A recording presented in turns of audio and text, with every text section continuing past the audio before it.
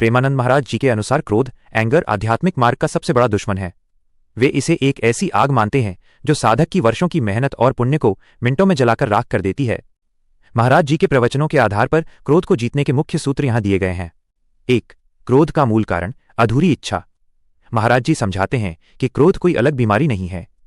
जब आपकी कोई इच्छा, डिजायर पूरी नहीं होती या कोई आपके काम में बाधा डालता है तो वहीं से क्रोध पैदा होता है।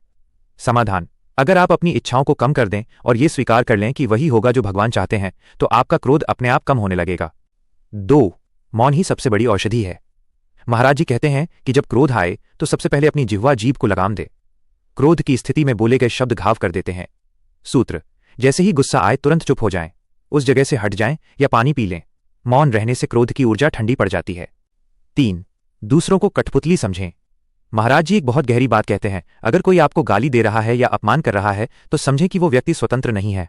वो अपने स्वभाव और प्रारब्ध, पास्ट कर्मा के वश में है। जैसे एक पागल व्यक्ति को देखकर आपको गुस्सा नहीं दया आती है, वैसे ही क्रोध करने वाले व्यक्ति को अज्ञानी मानकर क्षमा कर दें। 4. अपमान को अमृत समझें।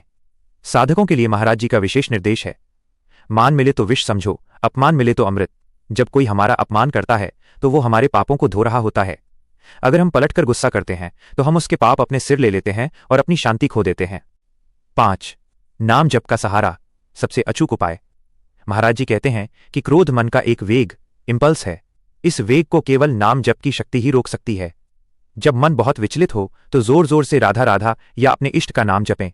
नाम की शक्ति मन के भीतर के जहरीले आवेगों को शांत कर देती है। क्रोध आने पर तुरंत करने योग्य 3 काम।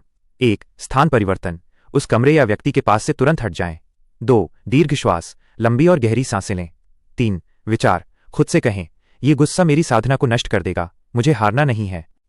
महाराज जी अक्सर कहते हैं, क्रोध करना यानी दूसरे की गलती की सजा खुद को देना।